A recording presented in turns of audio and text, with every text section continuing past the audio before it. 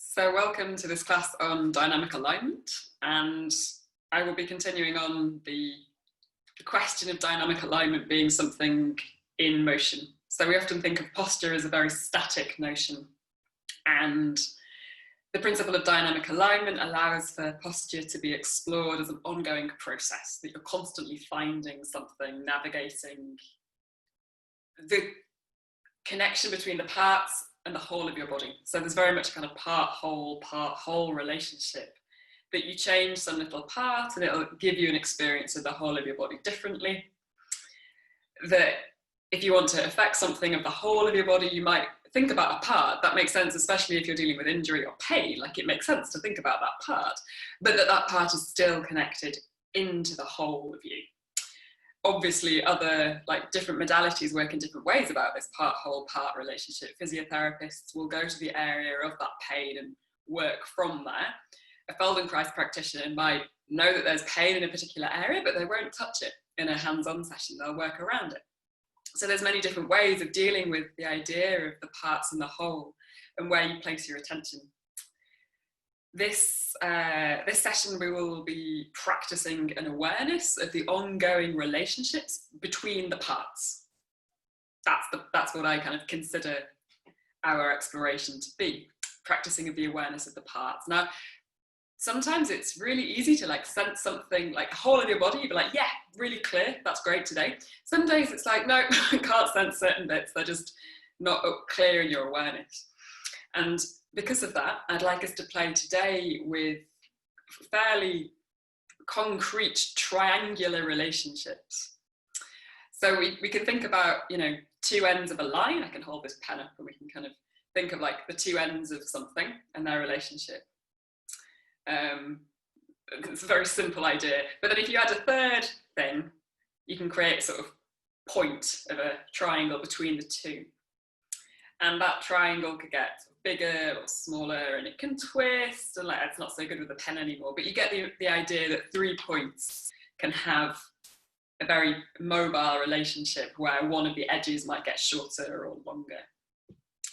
So we can do that by paying attention to bony landmarks, and these are the kind of skeletal connections that we can feel. And some of these bony landmarks are more point-like, like the tip of the greater trochanter, for example, like the tip of this knobbly bone, or sometimes the bony landmark might be more of a surface because of the nature of the bones, like the surface of the whole of the breastbone, for example, or the shoulder blade. So how you kind of conceptualize or sense the bony landmarks depends a bit on if there's some particular part of the bone that you're interested in, or whether you're trying to imagine the whole of the bone. Okay, what else to say? I think that's it. It's going to be a sort of lower to upper progression over the whole session. That's my hope, that we can kind of build these relationships between the parts and play with some fairly kind of contained triangles that help identify the bones of the lower body, the bones of the upper body, and then start to make kind of bigger triangular relationships between them. So there'll be quite a lot of free movement, but we'll probably throw some of the Bartenieff fundamental exercises in as ever to be the sort of container to see how the changing relationships can be with more kind of familiar material or repeatable material. Okay, so that's enough of the talking. Take yourself into your space, have a little roll around. If it's the first moving you're doing of your day, you might want to spend some time in stillness to find some breathing, breath support. If you've already been moving and you're kind of stepping into this after having already done stuff, maybe there's another way you want to connect to your body now. It might be about seeing the space you're in, shaking the weight of your body, feeling how you connect your body to the floor. So making some choices that make sense for where you're at in this moment. But also knowing that this kind of preliminary part is about connecting in, that the site of inquiry is this body and whatever space you have around you to move into and move with. So taking some breaths for yourself. You might want to work with eyes closed or eyes open. Maybe a bit of stretching that can give very immediate kind of somatic feedback for your own experience sometimes. Or rolling on the ground, also a good thing. To feel some of the muscles letting go, because when you're low to the ground, there's less you have to do through your muscles to hold on, because you're not going to fall very far. And so working close to the ground is very helpful for coming into an awareness of the three-dimensionality of your body as you roll, feeling the change of surfaces, the change of the contact with the base of support. And rolling also connecting us to the fluid contents of the body. How all these different parts slightly jostle and reconfigure around each other. All these trillions of cells shifting, taking in, taking out, in a constant dynamic relationship.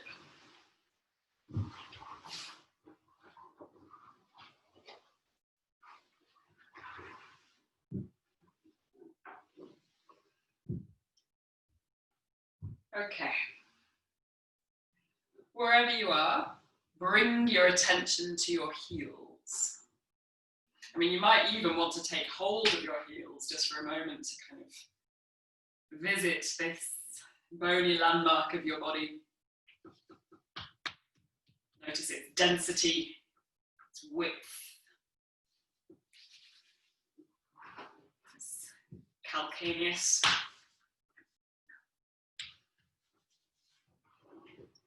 And as I was thinking about earlier, like a connection between two ends can be quite useful. So before we add a third part in, start playing with the spatial relationship between your two heels. They might even join together, they might come apart.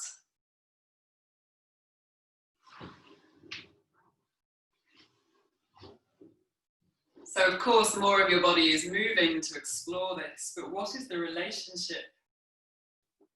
Or what's your awareness of this relationship as a set of changing phenomena? One heel might be static and the other heel might be moving away from it, for example. Or both heels might be moving together. At the moment I'm sitting, but you could choose to lie down. You could even choose to stand if you wish.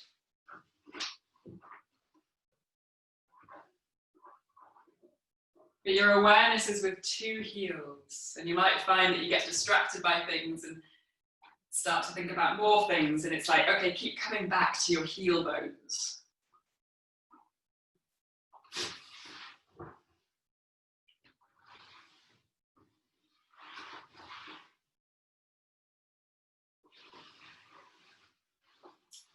And let's add in to an exploration of heels.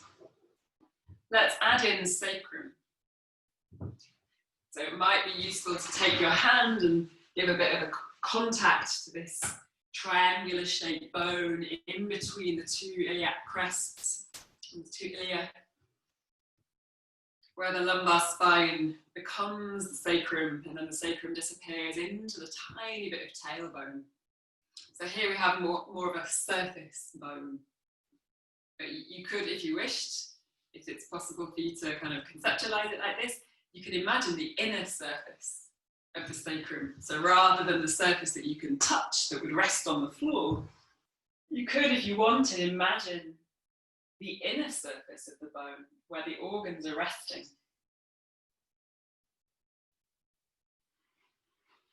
And then go ahead and explore the relationship between sacrum and heels. I say the relationship, but it's really any relationship. Can you bring sacrum towards your heels?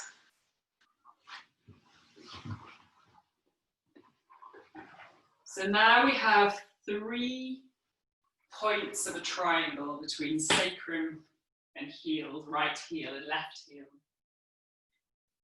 And you might explore one bone at a time, and you can visualize how the 3 sides of that triangle are affected, or 2 sides rather. One might still be the same length.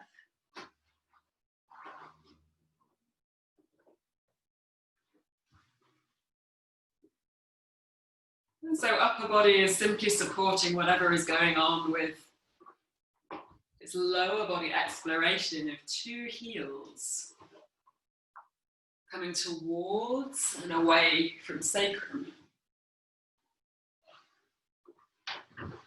Or how sacrum might move towards heels.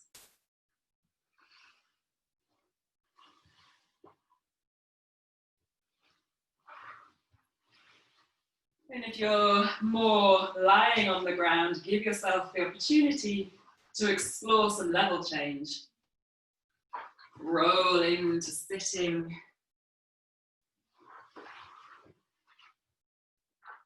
Or sitting to crawling.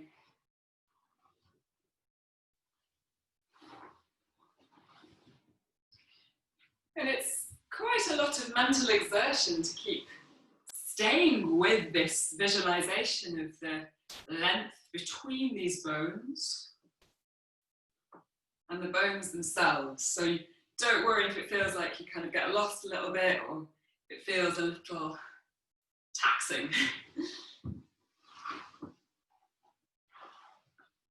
This is this whole practice of bringing to conscious awareness your movement.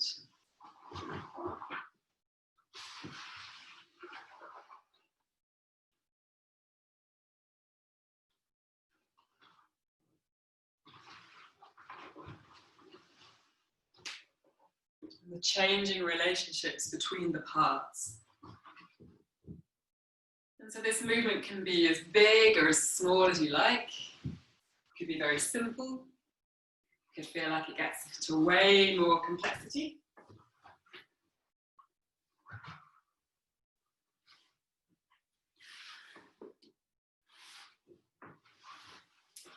And let's put this into pre-thigh lift. So the simple Bartenieff fundamental exercise of exhaling to draw one heel closer to your body, closer to sacrum. And let's find the breath support of initiating this right at the end of the exhale. And it might help to have your hands on your belly so you can feel the softening through the skin, through the organs. Seeing if you can let go as much muscular holding as possible.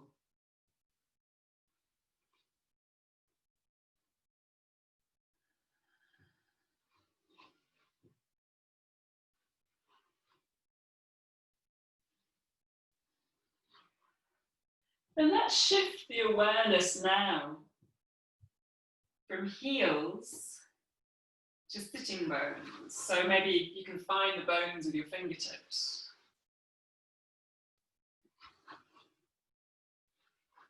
And let's do a triangular relationship between right heel and 2 sitting bones. So slightly lower than sacrum. And I'm just going to work with my right leg a few times so I can feel this changing relationship.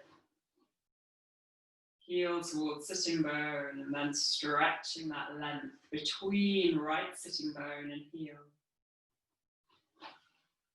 And then I might take that into a thigh lift.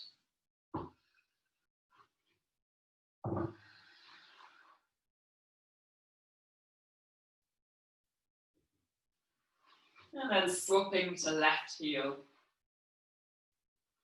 in a relationship with the 2 sitting bones. So their distance between them stays fairly stable. And it's this third journey of sitting bone, left sitting bone to left heel that gets shorter. and longer.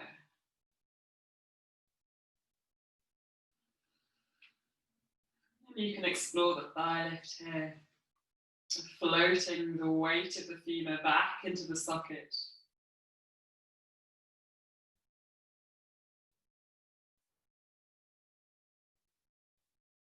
And feeling that slight change of relationship now in the sacrum, as maybe there's a slight tuck under.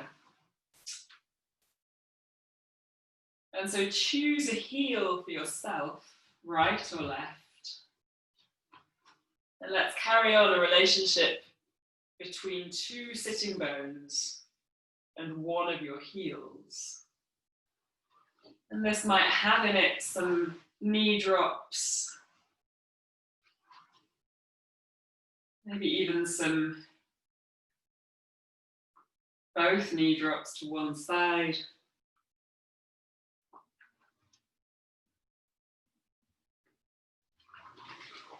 Or a knee drop and a thigh lift that slides on the floor.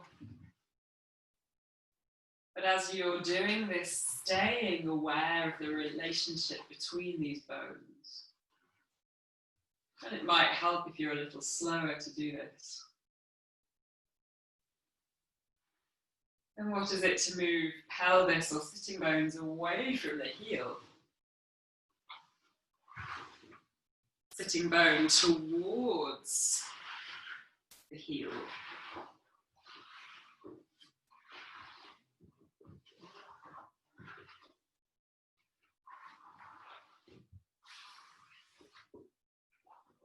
And with this one, eventually you'll find yourself to standing.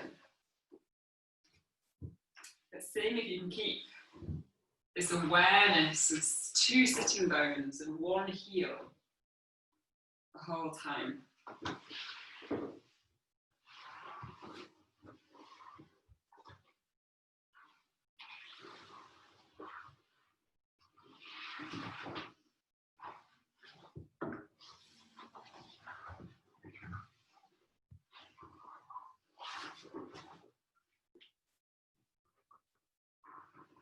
In standing or in weight on two soles of feet, how can you sense now a relationship with two sitting bones and right heel?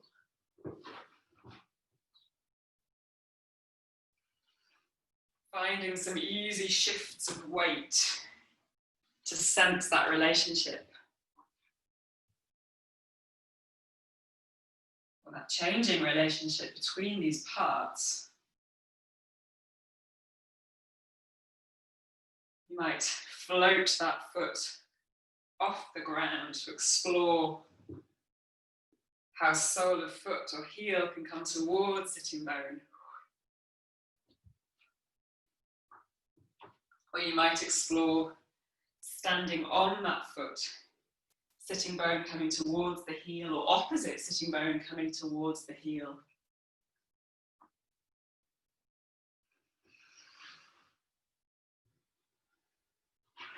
Heel sliding away from sitting bone. Sitting bone coming over the heel.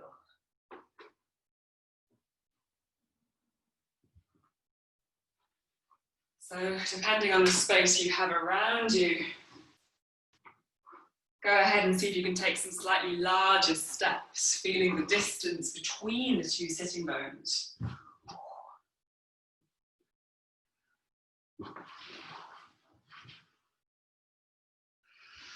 And let's shift this exploration of right heel to two sitting bones. Let's shift it slightly to right heel, right sitting bone, and pubic symphysis. So we now have a triangular relationship from pubic symphysis to sitting bone to right heel. And you might start more systematically taking heel towards each of those bony landmarks, pubic symphysis towards each of those landmarks, sitting bone towards each of those landmarks.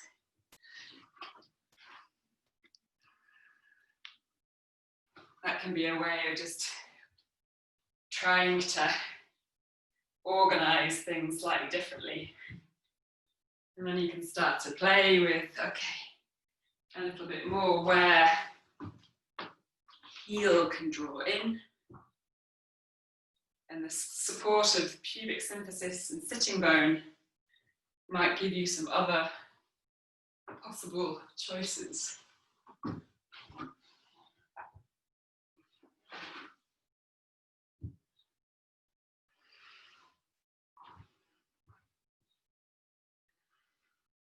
And it might take you back down to the floor again.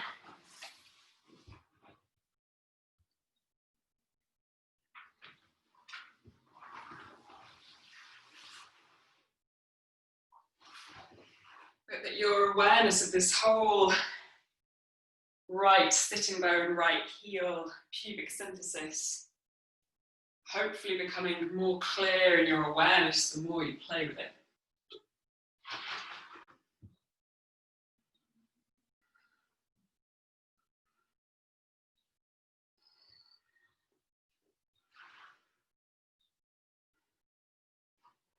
And your movement might be more familiar or unfamiliar.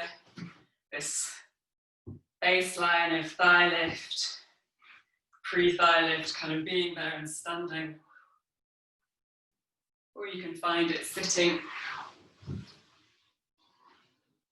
and lying in this knee drop, also being part of this exploration if you wish.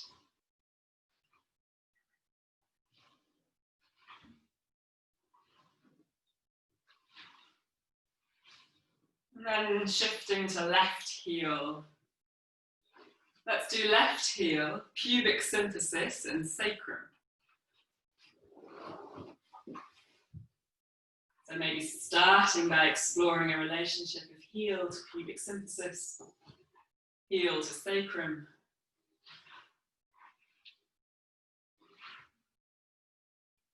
And then seeing what else might be possible. Sacrum moving away from heel.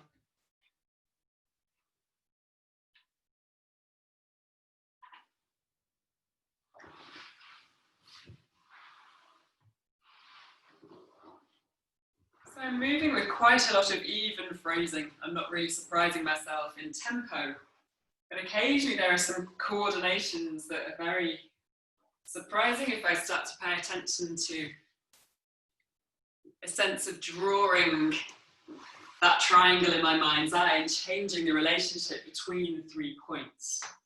For example, pubic symphysis coming away from heel, coming away from sacrum.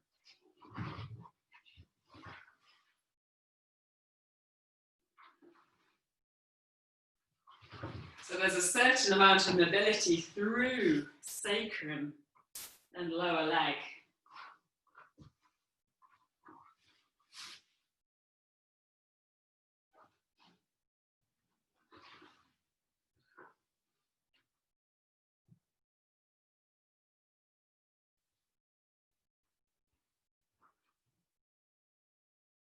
And especially with balancing, if I was to choose to suspend my weight on my left foot, even here I can make the distance between pubic bone and heel a little closer or a little further away.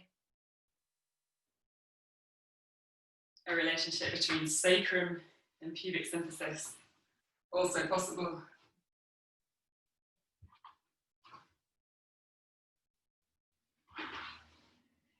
Even just taking a bend of the knees, I can start to feel how the position or the alignment of my sacrum in between my heels could equally be over my heel. What might that do? What might that offer?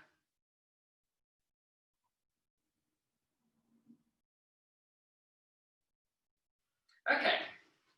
Hopefully, lower body is feeling quite mobilized, quite warm. Let's take a break from triangular relationships and take a heel rock.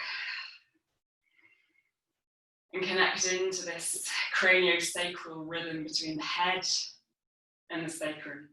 feeling the mobility of all the vertebrae in between, feeling the weight of the heel bones, sending this rock through torso into skull.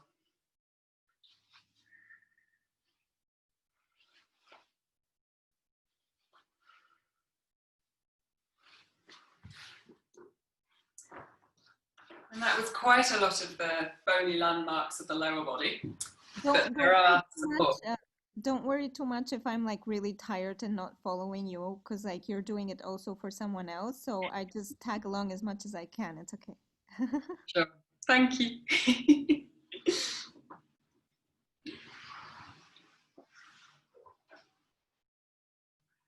So lower body quite mobilized, and we can take a heel rock in sitting or in lying to activate a sense of simultaneity through the lower. Two heels traveling the information through the legs, through sacrum, into spine.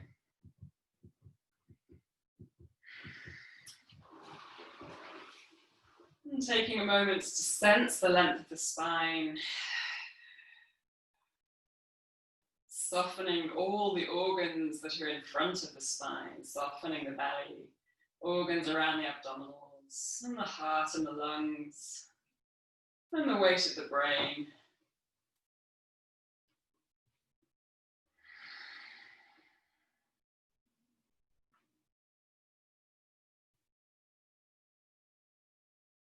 And then let the legs go heavy. Take a moment of pause here to feel the breath in your body. Noticing any sensations.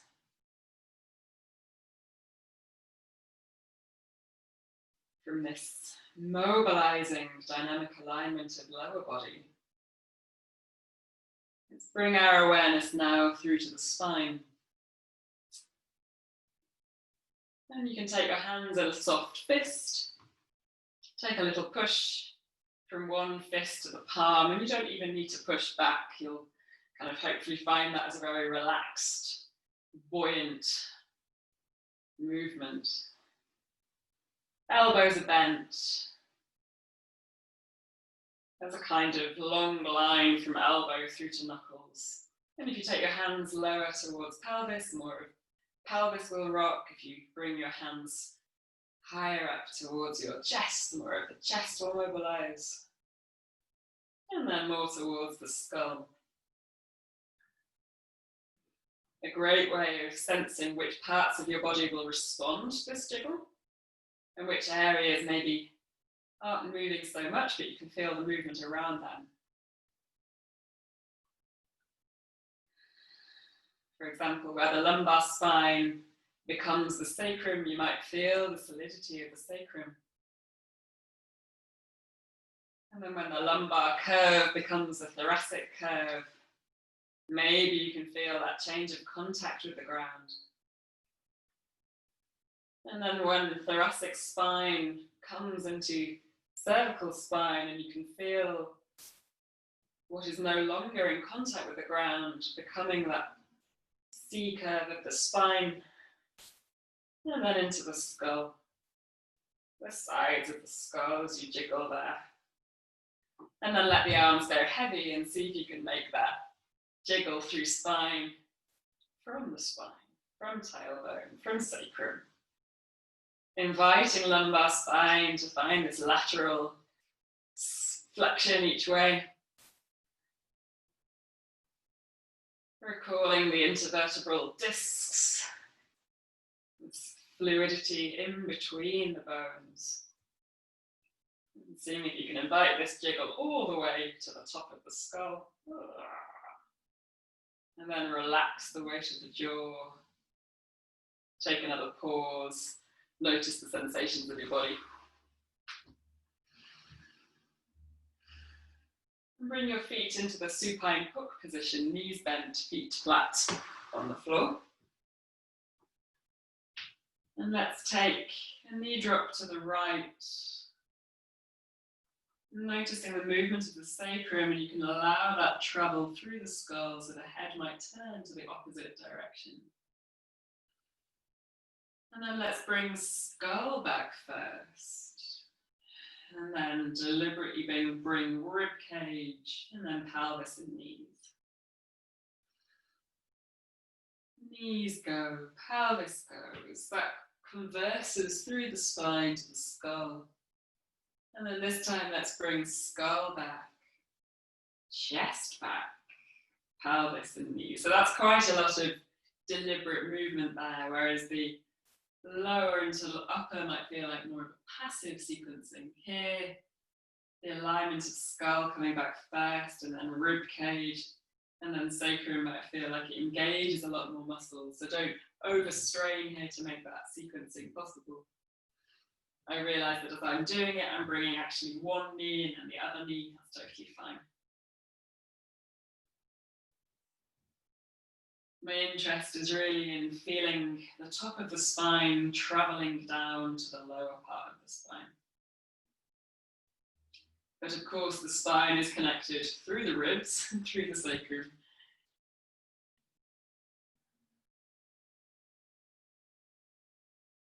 Okay. And you can leave your lower body in this supine hook position. Go ahead and rub your hands. And take a moment to just play with the distance between your two hands. As we did with the heels, this distal end of the body, you can feel how you can hold one point static and make that line appear and disappear from the other hand, or you can have two hands moving, maybe even on the floor, crossing your body, crossing your own midline. And again, don't worry if more of your head and your rib cage are involved in this. It's more of a quick mobilization of the hands. Although you don't have to move quickly also.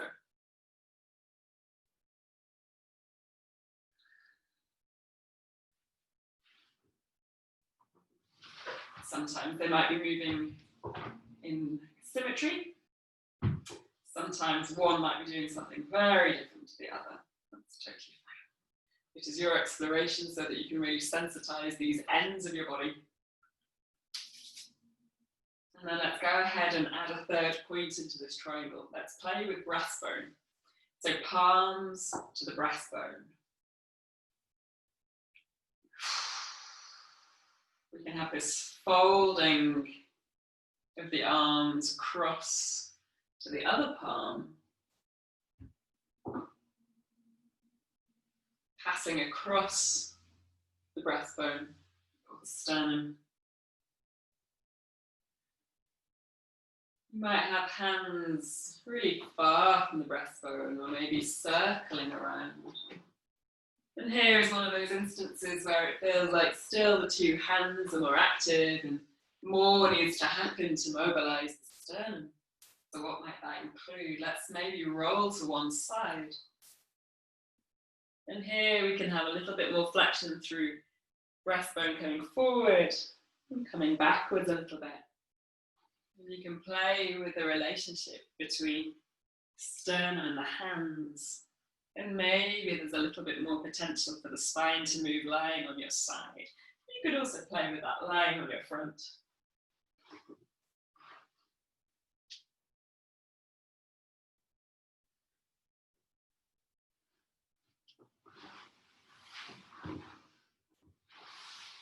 Side lying might give you access to more front and back flexion through the vertebrae of the spine.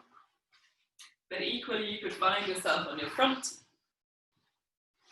finding a more closed connection between hands to ground, and now it's the breastbone that's free to move away from the palms.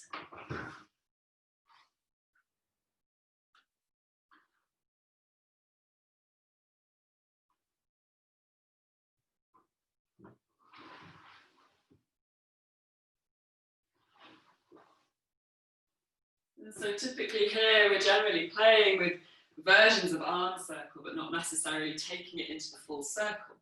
Even if you're making just a small change of the gradated rotation in the arm between the palm and the shoulder blade, that is part of the arm circle action, even if it's not the full circle.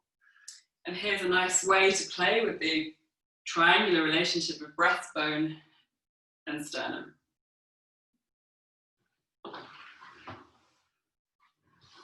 it can be close into the center of the kinesphere, it might be further away. And it might give you access to some up space. And if that brings you to 2 feet, so be it. You can explore this in different kinds of configurations.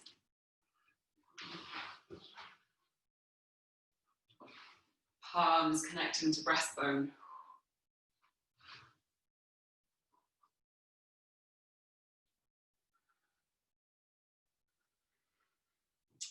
And let's take our attention now to the shoulder blades. So these 2 wing-like bones resting on the back of the rib cage. You can feel part of them with your hand. You can feel the top ridge. Maybe you can feel the bottom ridge. You can lie on the ground and feel them. But let's play with the relationship of the 2 shoulder blades in relationship to the top of the head. And so it's worth going through this more systematic exploration of, okay, right shoulder blade towards the head, away from the head, further away from the head, a bit further towards right shoulder blade, left shoulder blade. You might find it here on all fours to be able to sense into the movement that is possible through the shoulder girdle. And to see where top of skull might be in that relationship.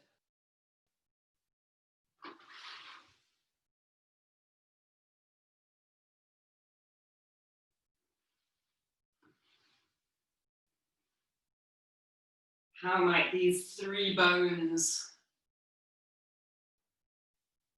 find different forms, different ways of working together, so the distance between them continues to shrink and grow?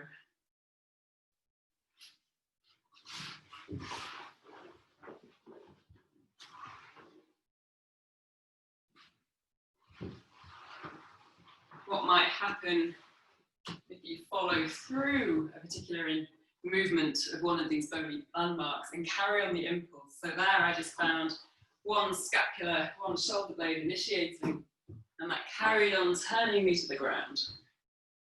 Or I might take the top of my head up and try and leave my shoulders behind. Or I might then bring my head down, but see how much my shoulders can involve themselves.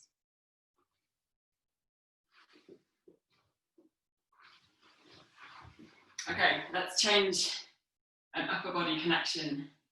Again, let's do forehead, sternum, and right hand.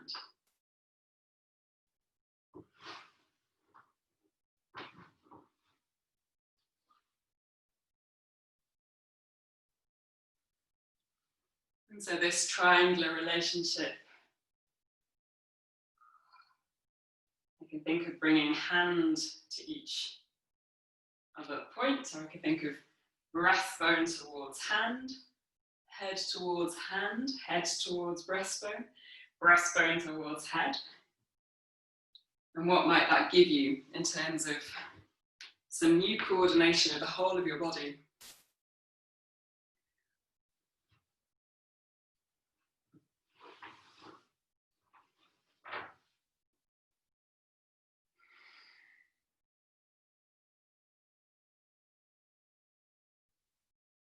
And even just that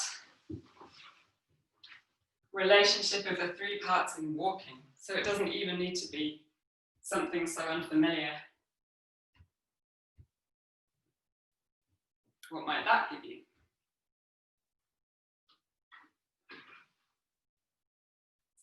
Okay, let's go jawbone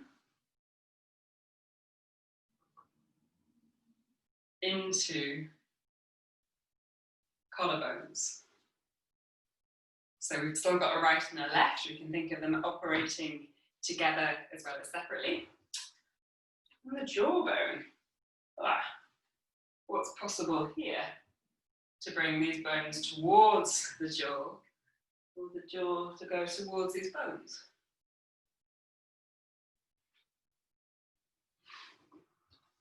And again, you might find that this stays more on the spot, or maybe it takes you to another level.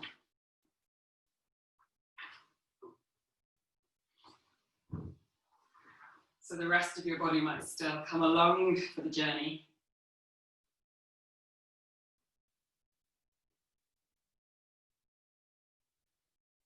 As you mobilize these 3 points of the triangle.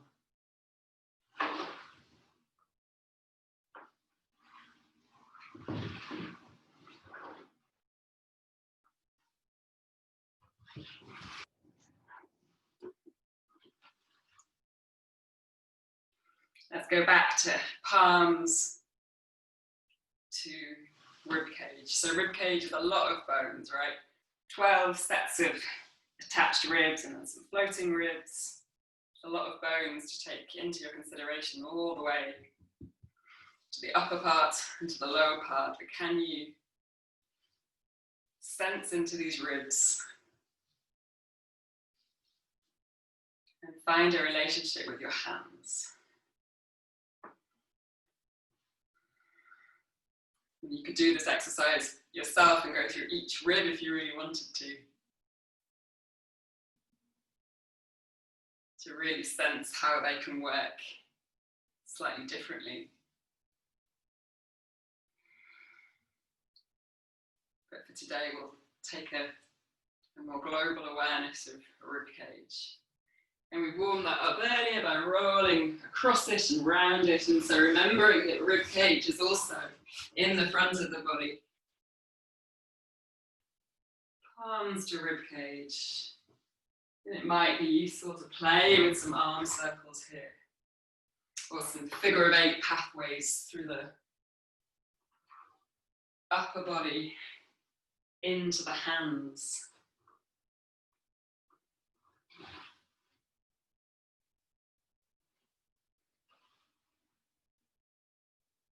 What's possible? What feels interesting to you? How can you keep visualizing these 3 points of the triangle in a constantly changing relationship?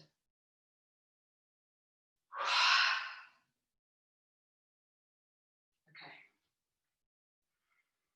Take a little recuperation for yourself. Maybe take a heel rock or some other form of rest that is different to what you just did. And we're going to put these together in a minute, but take a moment of clearing the slate a little bit or refreshing your attention. That might be by pausing or doing something else.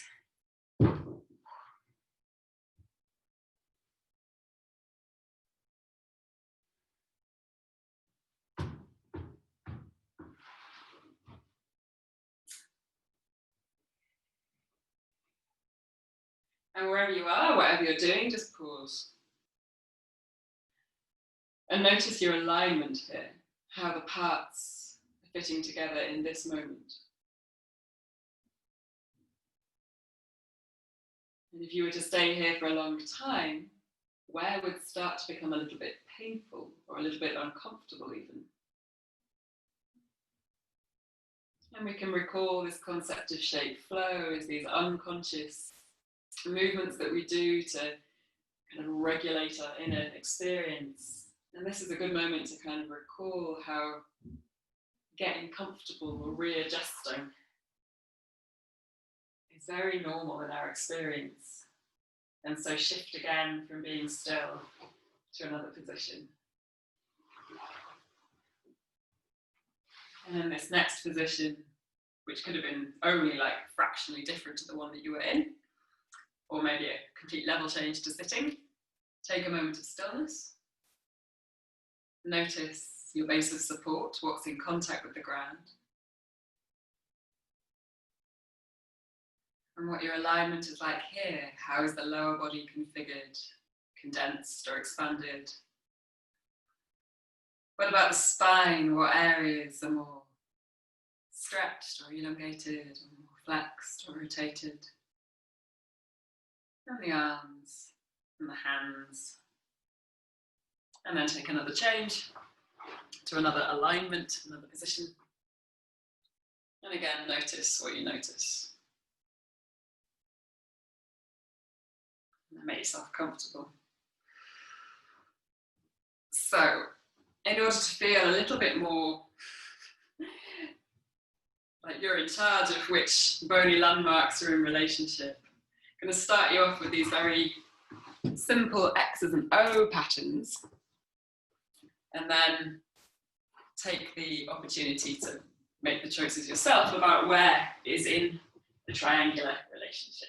So going from a big X, I'm going to visualize a connection from my right hand to my left foot to my pubic symphysis. That's what I'm going to play with to get myself to one side. I'm going to come back to my back.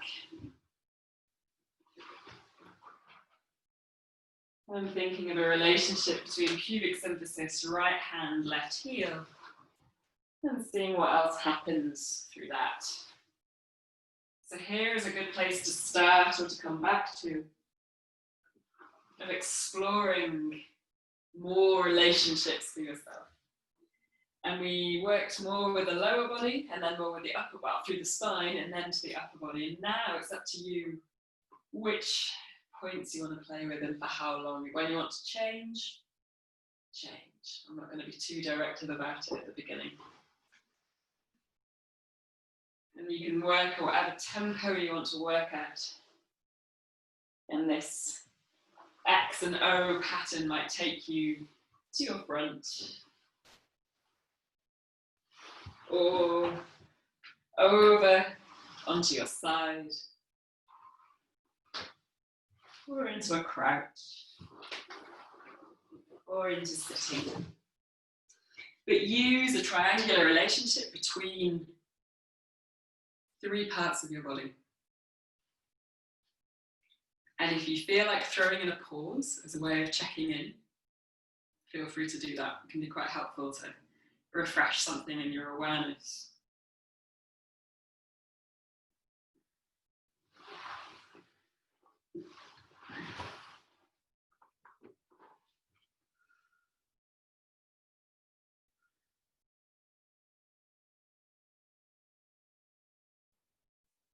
And hopefully you've already been engaging in quite a lot of weight shifting and level change. So feel free to use this shift of relationships to take you in and out of the ground.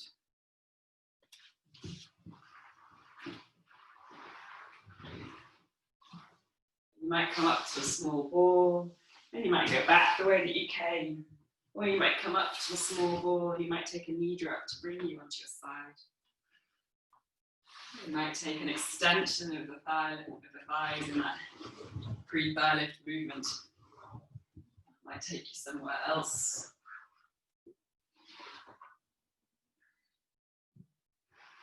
You might find the whole of one side becoming active, depending on which three parts you're choosing to play with.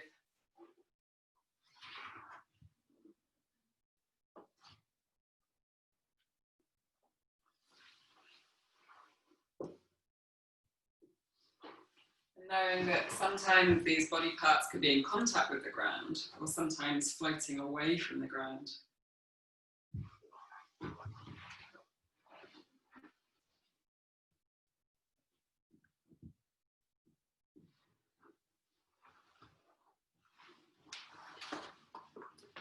And you can move at whatever tempo makes sense for you. It might feel like it goes into more of a dance, something more playful and exploratory where you don't have to think too much because this has been quite thinky, let's say.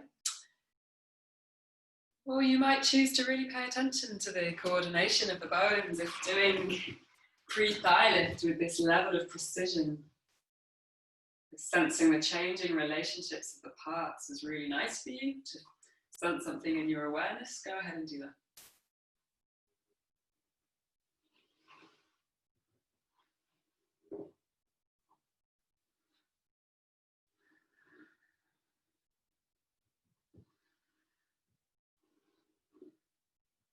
And it's up to you whether you work with eyes open or eyes closed. Obviously, if you're level changing and taking some larger movements in space, opening your eyes will be a bit safer. If you're working very low to the ground, sometimes closing your eyes can feel just more possible. Sometimes closing eyes makes it easier to sense your body. But I'm curious also whether we can sense without seeing the body part, or sense with eyes open.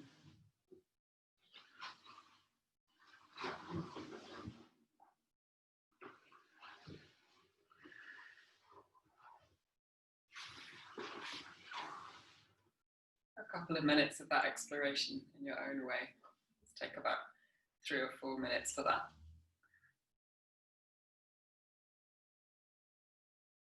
If you're taking this task for yourself to play with other people, another way of exploring it could be to instruct the changes so that your class takes 3 body parts and you play with them.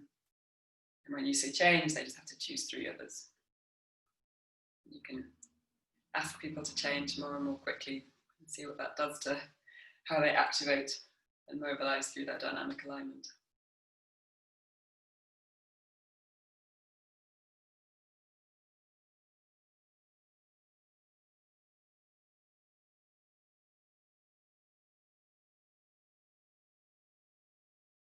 If you've been lying on the ground for some time, always give yourself the chance maybe to come to standing and to walking.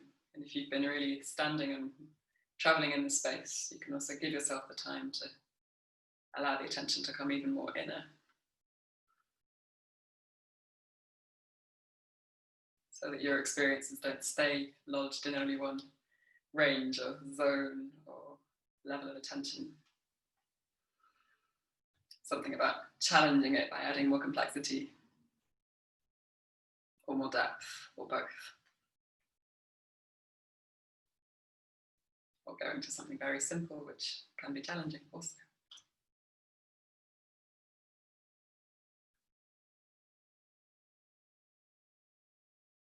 Those moments of stillness are there for you to check in with how you sense the whole of your body and the different parts. And it might give you information about your own connectivity, if there are any areas of discomfort or exertion that would need shifting away from or modifying out of. Shut up now.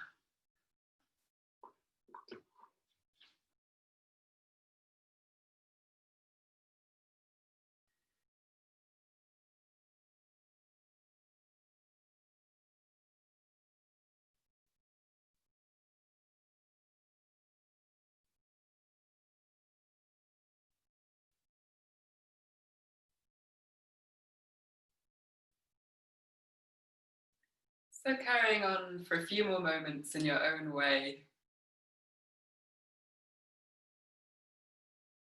And we'll,